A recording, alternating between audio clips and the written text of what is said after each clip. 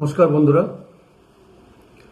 Welcome to my channel awareness with দাহসি। আমার একটা অনুরোধ, এই ছোট্ট চ্যানেলকে সাবস্ক্রাইব করুন এবং উৎসাহিত প্রদান করুন। যাই হোক, সচেতনতা করার জন্য, মনে করানোর জন্য এই ভিডিওর প্রস্তুতি, যেটা হচ্ছে গণপিটুনি বা মব লিঞ্চিং।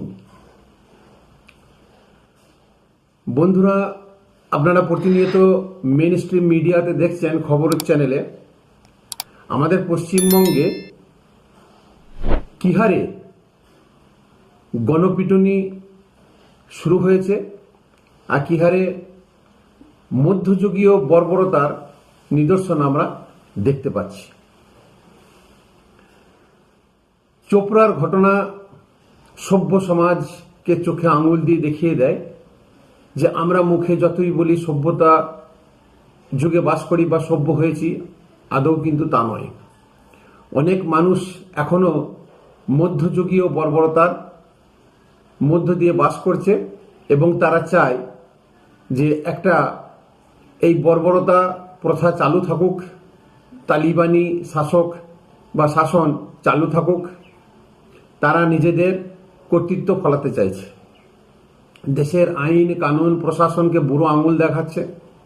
এই যে বর্বরতা, এই বর্বরতা কিন্তু আজকে নতুন না, যুগে যুগে হয়ে আসছে, কিন্তু সেখান থেকে আমরা বেরিয়ে আসতে পারছি না। আপনারা দেখুন, চিন্তা করুন, যে কোনো ধর্মে, ইসলাম ধর্ম থেকে শুরু করে সনাতন ধর্ম, প্রাচীন যুগে যে মধ্যযুগে যে শাসন ব্যবস্থা বা আইনি ব্যবস্থা ছিল, কেউ দোষী সাব্যস্ত হলে, কেউ চুরি করলে, কেউ অন্যায় করলে, সামাজিক প্রথা না মানলে তাকে গাছে বা কোনো খুঁটিতে বেঁধে তার প্রতি পাথর ছুঁড়ে তাকে নির্মমভাবে হত্যা করা হতো। এই নিদর্শন আমরা ইতিহাসে পড়েছি। কালক্রমে সবকিছু চেঞ্জ হয়েছে, সেই জিনিস পৃথিবীতে বর্তমান আর নেই বললেই চলে, কিন্তু সেই বর্বর উন্মাদ সমাজের মানুষ কিছু এখনো রয়ে গেছে। তারা নিজেদের জাত্যা অভিমান, নিজেদের ধর্ম, নিজেদের বর্ণকে অহমিকা প্রকাশ করার জন্য, শক্তি প্রদর্শন করার জন্য দুর্বল মানুষের প্রতি এরকম ব্যবহার করে থাকছে। পৃথিবীতে আজকে সমস্ত দেশে গণতন্ত্র প্রতিষ্ঠিত হয়েছে। সেই গণতন্ত্র প্রতিষ্ঠিত হলেও তা ব্যাপকভাবে ছড়িয়ে কিন্তু পড়েনি মানুষের মধ্যে, সমাজের মধ্যে। আজকে তার এই নিদর্শন। আমি বলবো না যে এই জাতি, এই ধর্ম খুবই ভালো বা অমুক জাতি বা অমুক ধর্ম খুব খারাপ। পিছন ফিরে তাকাতে গেলে ইতিহাসকে যদি আমরা দেখি, তাহলে সমস্ত জাতি এবং সমস্ত ধর্মই কিন্তু দোষী।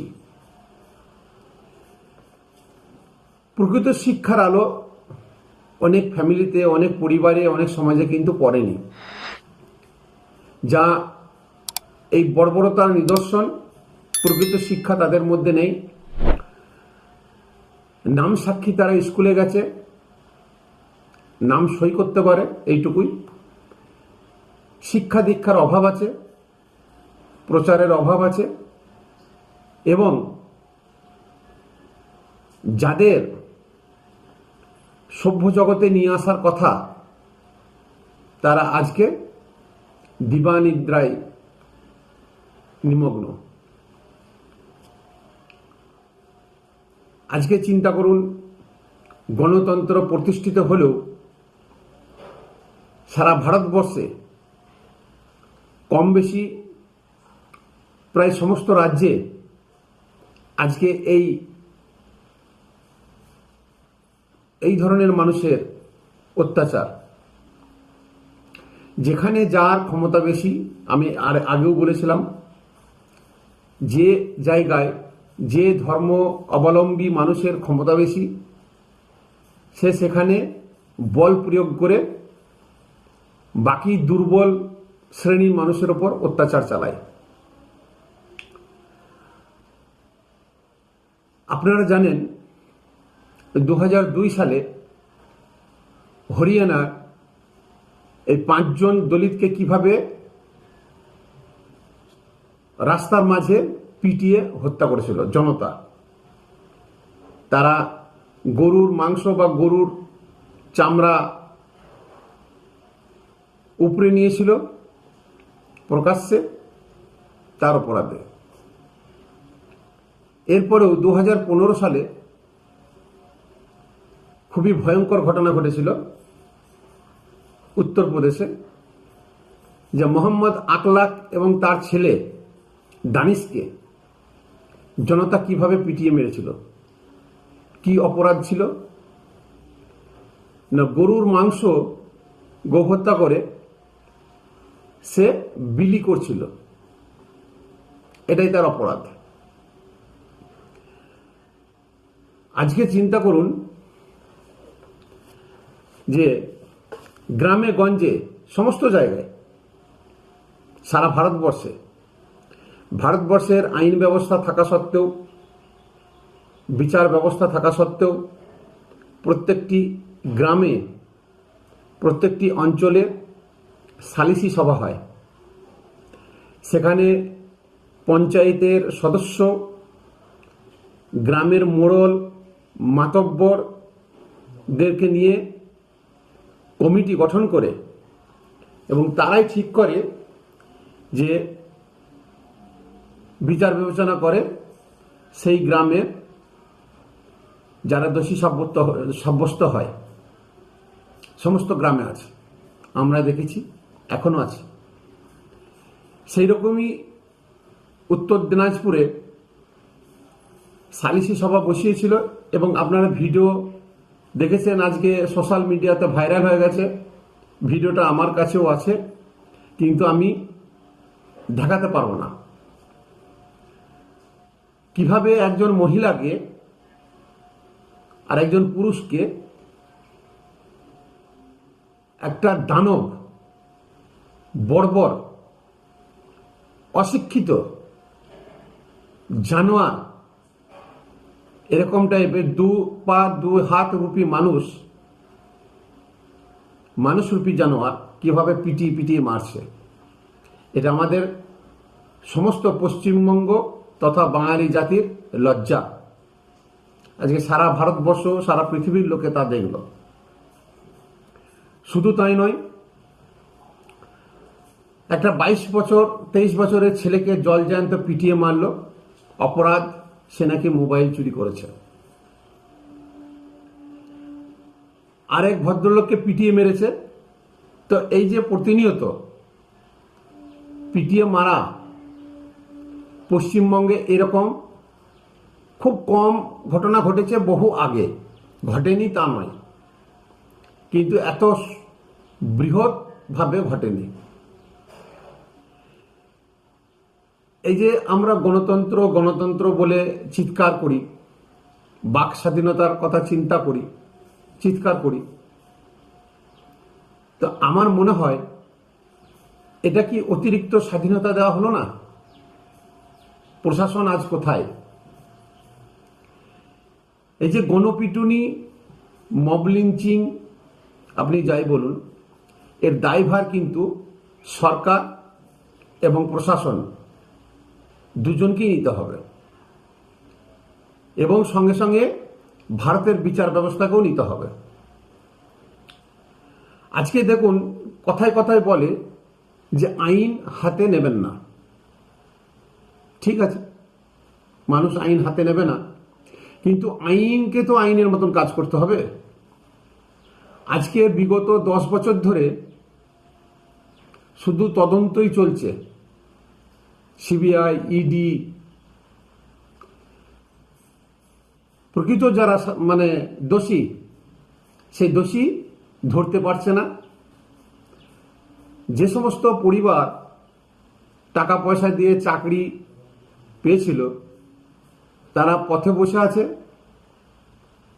যে সমস্ত চিটফান্ড কোম্পানির টাকা মেরে নিয়ে সর্বশান্ত করে দিয়েছে পশ্চিমবাংলার সমস্ত প্রায় পরিবারকে, তারা এখনো পর্যন্ত সুবিচার ব্যবস্থা পায়নি। আজকে কারো বাড়িতে ডাকাতি হলে সেই বাড়ি বিচার পায় না। এরকম নানান ধরনের ছোট বড় ঘটনা সে কোর্টের দরজা পর্যন্ত ঘুরতে ঘুরতে তার জীবন শেষ হয়ে যায়, কিন্তু সুবিচার সে পায় না। এইবারে সেই মানুষের জমা ক্ষোভ থাকে। প্রশাসন আজকে যে কোনো থানাতে যান বা যে কোনো জায়গায় আপনি যান, প্রশাসনের কাছে সুবিচার আপনি পাবেন না, এর লিখিত বলে দিচ্ছি।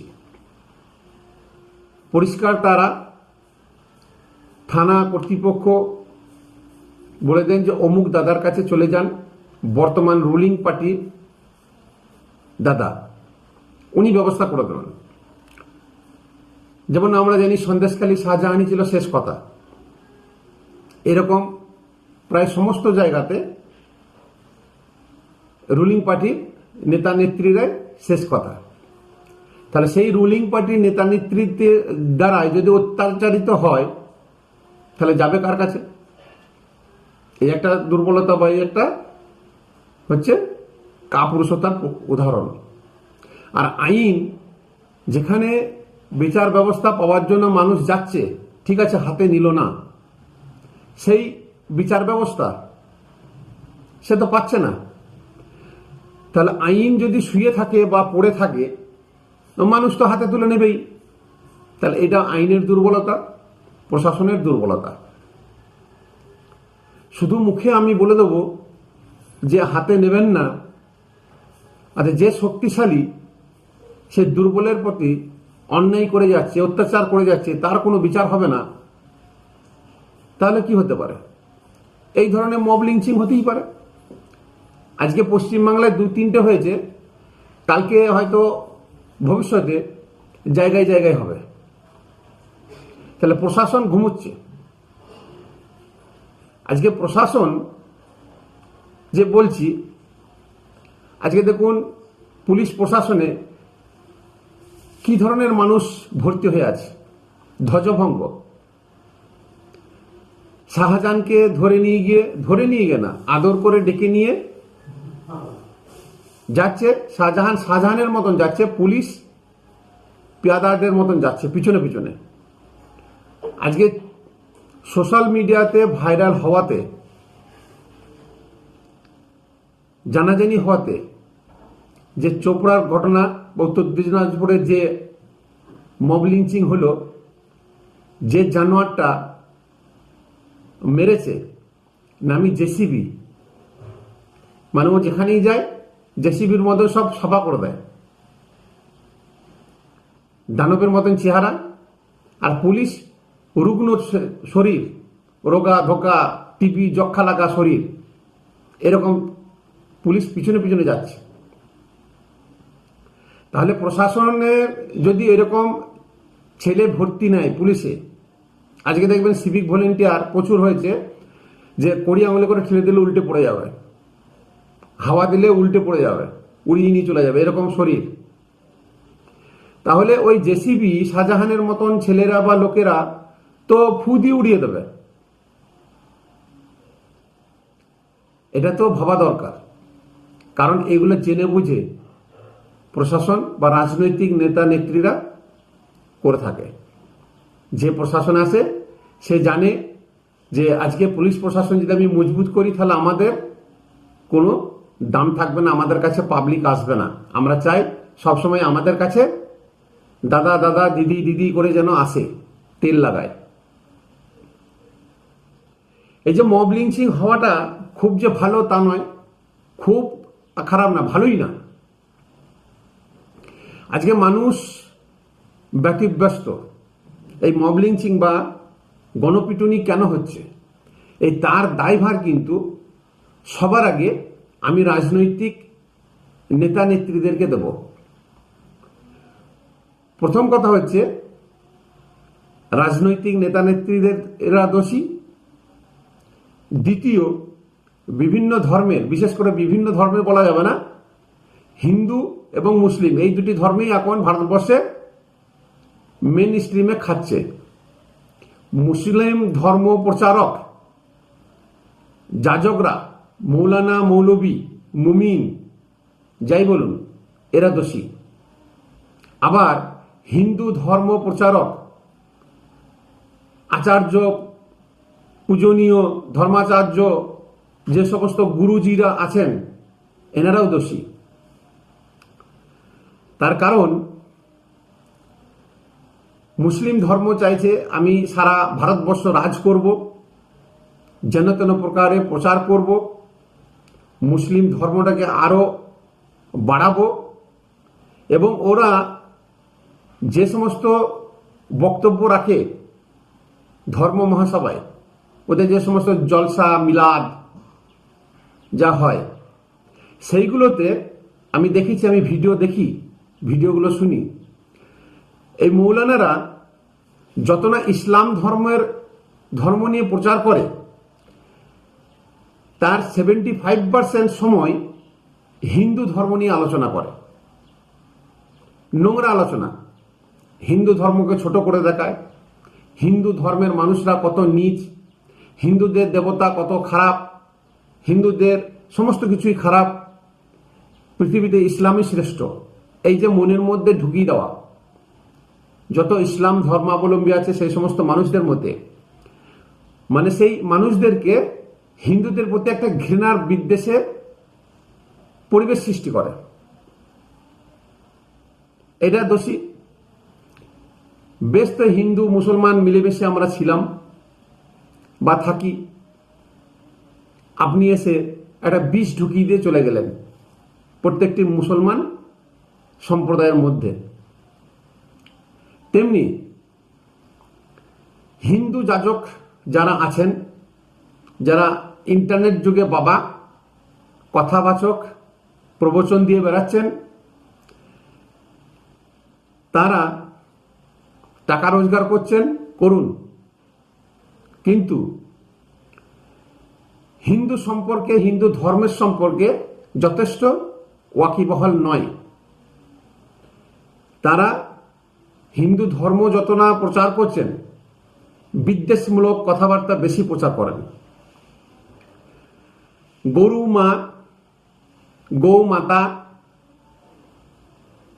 জীবজন্তু মাতা, গাছপালা থেকে শুরু করে পুজো করো, মানে একটা অবৈজ্ঞানিক কথাবার্তা বেশি প্রচার করে। এবং হিন্দু ধর্ম পৃথিবীর মধ্যে শ্রেষ্ঠ, বাকি কোনো ধর্মই শ্রেষ্ঠ নয়, বাকি কোনো ধর্মই ভালো নয়, এই যে তাদের কথাবার্তা, এটা যে সমস্ত হিন্দু সম্প্রদায় এই সমস্ত প্রবচনগুলো শোনে, ওই যে কথাবাচকরা কথা বলার মাথাটা নাড়িয়ে যায় না এরকম হুম হুম হুম করে, সেই সব মানুষরা এদের পাল্লায় পড়ে আজকে সমাজের মধ্যে বিষ ছড়াচ্ছে, বিভেদ তৈরি করছে। তাহলে এই যে ধর্মযাজক, এদের কন্ট্রোল করার মতন কোনো আইন নেই, সেই হিন্দু ধর্মযাজক হোক আর মুসলিম ধর্ম প্রচারক বা যাজক হোক, এদের মধ্যে কন্ট্রোল করার অবশ্যই দরকার আছে। তা সমাজে বিভেদ সৃষ্টিকারী সব থেকে প্রথম হাত হচ্ছে এনাদের। 2 নম্বর, রাজনৈতিক নেতা নেত্রীরা চায় যে সমাজ যদি সুস্থভাবে চলে, ঝুট ঝামেলা না হয়, কোনো অশান্তি না হয়, তাহলে আমাদের আর কিসের দরকার। প্রত্যেক রাজনৈতিক দল, প্রত্যেক রাজনৈতিক নেতৃত্ব চায় যে সমাজে সবসময় একটা অশান্তি বাতাবরণ বা পরিবেশ সৃষ্টি হোক। ভোট এলে সমস্ত দলের নেতা নেত্রীরা কিভাবে ভয়ঙ্কর বিষ মাখানো ভাষণটা দেয়। কেউ বলে আমার দুধের গায়, এদেরকে ছাড়া আমরা বাঁচব না, এরা জাতির ভবিষ্যৎ, এদেরকে নিয়ে ছিনিমিনে খেলা হচ্ছে। মানে একটা সম্প্রদায়কে মাথার থেকে ওপরে তুলে ভাষণ দেওয়া। কোনো ক্রমে তাদের ভোটগুলো আমি নিয়ে নিই, তারপর আমি তাদেরকে আর পাত্তা দেব না, আর চারা খড়কুটো কিছু খেতেও দেবো না। আবার যে সমস্ত হিন্দুবাদী দল আছে, তারা সবসময় হিন্দুদেরকে চাগিয়ে রেখে দেয়, ওপরে উঠিয়ে রেখে দেয়, যে ভারতবর্ষ হিন্দুর দেশ, আর দ্বিতীয় দেশে হিন্দুদের কোনো কোথাও বসবাস চলবে না বা থাকতে দেবে না। আমাদের দেশ যদি আমরা ঠিকমতো রাখতে না পারি, তাহলে ভবিষ্যতে আমাদের আরো করুণ অবস্থা আসছে। এই যে হিন্দুদেরকে চাগিয়ে দেওয়া, তাহলে দুই পক্ষ দুই সম্প্রদায়কে চাগিয়ে দিল, মনের মধ্যে বিষ ঢুকিয়ে দিল, এক সম্প্রদায়ের প্রতি আরেক সম্প্রদায়ের, এক মানুষের প্রতি আরেক মানুষের। তো এই যে বিভেদ সৃষ্টিকারী যে সমস্ত রাজনেতা নেত্রীরা আছেন, এনারা সমান পক্ষে দায়ী এই গণপিটুনির নেপথ্যে। আর একটা, আজকে দেখুন সারা ভারতবর্ষে বেরোজগারি কি হারে বাড়ছে। সব থেকে বড় কথা, আমাদের পশ্চিমবঙ্গ আজকে অর্থনৈতিক সংকটে ভুগছে। সরকার মানুষকে, যে সরকারি কর্মচারী, তাদেরকে ঠিকমতো পেমেন্ট দেওয়ার মতন টাকা নেই। চাকরি সংকট, আজকে চাকরি দিতে পারছে না, মানুষের রোজগারের অভাব, বেসরকারি কলকারখানা নেই, যেগুলো আছে সেগুলো ধুঁকছে। প্রত্যেকের মনের বা মানসিক চাহিদা প্রচুর বেড়ে গেছে। সমাজে একটা অস্থিরতা তৈরি হয়েছে। আজকে বাস ট্রেন ঠিকমতো সময়ে চলে না। আপনি কোথাও সঠিক সময়ে পৌঁছাবো মনে করলে আপনি পৌঁছাতে পারবেন না। প্রতিনিয়ত বাধার সম্মুখীন হতে হচ্ছে। আজকে যে হারে জিনিসের মূল্য বৃদ্ধি হচ্ছে, ইনকাম কম, এই যে নানান সমস্যা প্রতিনিয়ত প্রত্যেকটি মানুষের মাথার মধ্যে ঘুরপাক খাচ্ছে। সে নানান চিন্তায় চিন্তিত হয়ে, মানে এই ধরনের ঘটনা যখন ঘটে, তখন সে নিজের ওই রাগের বহিঃপ্রকাশ ওই ঝামেলাতে বা ওই গণপিটুনি বলুন বা যায়, অতি সে রাগটা মিটিয়ে নেয়। সেই ব্যক্তি তো আর প্রশাসনের বিরুদ্ধে কিছু মুখ খুলতে পারছে না, কোনো রাজনৈতিক নেতা নেত্রীর বিরুদ্ধে মুখ খুলতে পারছে না, প্রতিবাদ করতে পারছে না, প্রতিশোধ নিতে পারছে না। তা সেই প্রতিশোধ, প্রতিবাদ বলুন যাই বলুন, এই ভিড়তন্ত্রে পড়ে গিয়ে আজকে এরকম দুর্ঘটনার শিকার হচ্ছে বহু মানুষ। আর এর জন্য আমি বলবো ভারতবর্ষের আইন দোষী। কারণ দোষী একবার ধরলে সে সাজা পায় না, বহাল তবিয়তে থাকে, পুলিশের নিরাপত্তায় থাকে, তাকে বাঁচিয়ে দেয়। আর মানুষ, জনতা কিছুদিন পরে এই ঘটনাকে আবার ভুলে যায়, আবার নতুন ঘটনা কিছু ঘটে। তো পুলিশ প্রশাসনও দেখে যে কিছুদিন পরে এটা ঠান্ডা হয়ে যাবে, তখন তোমাকে আমি ছেড়ে দেবো, কোনো অসুবিধা নেই। কিন্তু সে যে সাজা পেল না,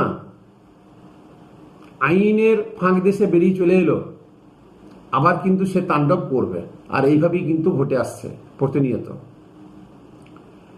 আজকে মানুষকে সজাগ হওয়া অতি অবশ্যই দরকার, সচেতন হওয়া অবশ্যই দরকার।